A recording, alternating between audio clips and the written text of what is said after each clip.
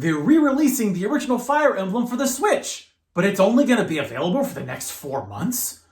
What are they thinking? I'm your man out of Japan, Jay Contra, and if you'd like to see exclusive videos about Japanese retro game collecting, you can head over to my Patreon.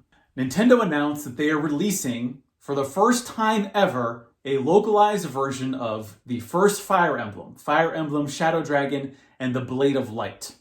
This originally came out back in 1990 on the Famicom, just before the release of the Super Famicom in Japan.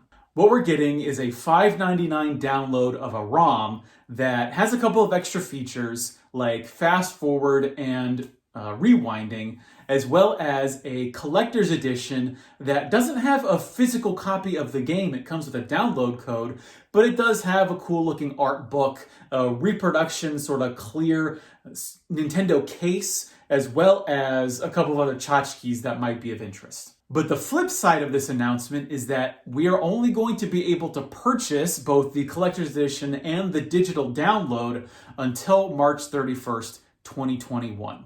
If that date sounds familiar, it's because that's when Nintendo says it will also cut off the availability of the Super Mario 3D All-Stars collection, both in digital and physical formats. When I saw the articles covering this announcement online, I was a little bit surprised by how shocked people were at this announcement, as well as just declaring that, oh, it's just another boneheaded Nintendo move.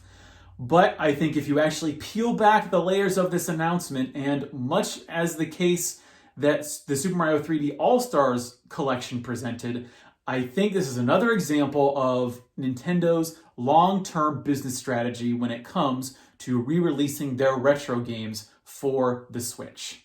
The product itself is, I think, going to be phenomenal because the original Fire Emblem is a great game, but it's held back by the fact that it was the first game in the series and it was coming out for what was even then a 7-year-old console. Remember, the Famicom came out in 1983 and Fire Emblem was coming out in 1990, 7 years later, for a system that was going to be made almost immediately obsolete by the release of the Super Nintendo in Japan, just a couple of months later.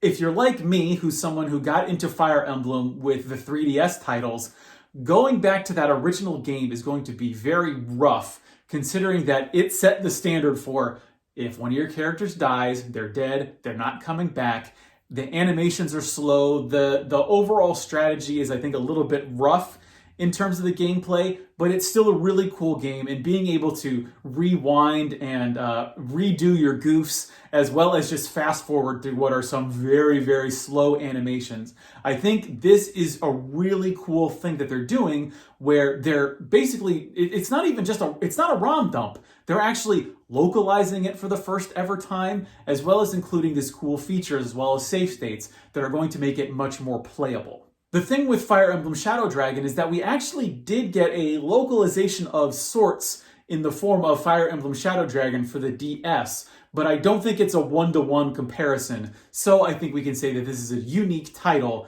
and it's really a miracle that this is happening at all, because back in 1990, when Fire Emblem was first coming out, it just wasn't seen as being worth localizing, considering that the next generation of games was coming out, so the cost of translating and printing all of those NES cartridges for the Fire Emblem just, I don't think, made sense at the time. Now, this localization of a 30-year-old game is actually not new. We have a precedent for this in the form of Earthbound Zero, or the original Mother, which was released for the Famicom and actually had a completed script translated, but the game was, for financial reasons or strategic reasons, Nintendo just decided that it wasn't worth releasing the original Mother game to a broad audience back in the days of the NES and the Super Famicom. Instead, they just ended up releasing it for the Wii U back in the 2010s.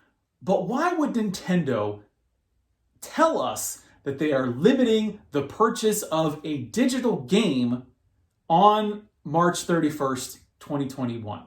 Why would they have done that for Super Mario as well? I think this has introduced an interesting wrinkle into Nintendo's retro business strategy. What Super Mario 3D All-Stars proved was that people would buy a digital or physical collection of old games. The Super Mario case is unique because it's 3 games across 3 different systems. So the value proposition is that you plunk down what you would normally pay for a new game, and instead you get 3 of the best games of all time and some of the best representatives of 3 different systems. But what Fire Emblem is doing is it is releasing for one price, one game. You are getting a NES game for $5.99. If you remember back to the Wii days with the Virtual Console, you could buy any game that they offered for the NES for, I think it was $4.99.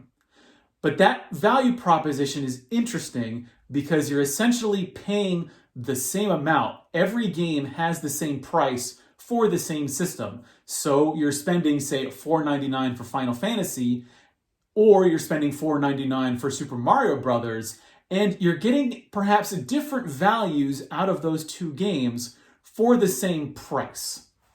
This is also true of all of the other systems for the Virtual Console, as far as I remember, where N64 was like $9.99, Super Nintendo was $7.99 or something like that. But again, you're buying the different games for the same system at the same price. What happened with the Virtual Console was that a lot of businesses were seeing that, yes, we can make money off of selling games a la carte, individual games on this emulator of sorts, but the value proposition is going to be different, especially if we have to localize. I know there were Japanese games like, say, Sin and Punishment that were not released in the West, but then they ended up just dumping the original ROM onto the Virtual Console and selling it outside of Japan.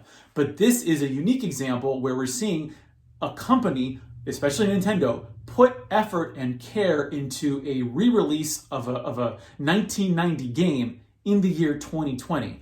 And so they're seeing, is it worth doing that on top of, is it just going to be worth putting out a ROM dump without actually doing much, if anything, to it, and seeing if people will actually buy that? Will we see a Virtual Console release for the Switch on April 1st, 2021? I have no idea. I think it's going to come out in 2021.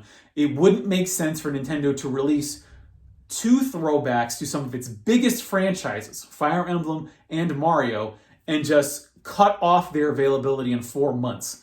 People think there's some bizarro Disney strategy to like building hype for these games, but considering that they're retro re-releases, I think this is targeting a very specific market that I don't think actually falls prey to those kind of tactics. And also, look at the physical release of the Super Mario 3D All-Stars collection.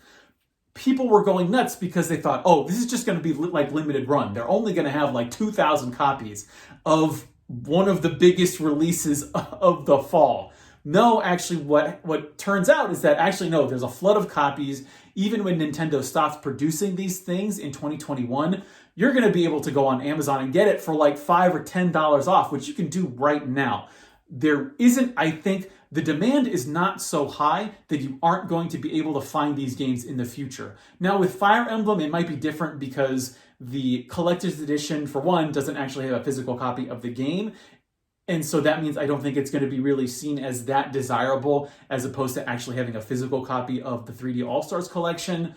We'll see what happens with that. But I can almost guarantee you, I don't want to say it's 100%, I want to say it's like, I can 99% guarantee you that sometime in 2021, you will be able to, again, buy Fire Emblem Shadow Dragon. I don't know if it's going to be $5.99. I have no idea what the price is going to be like or in what form it's going to take, but it will be available along with, I think, a lot of other games.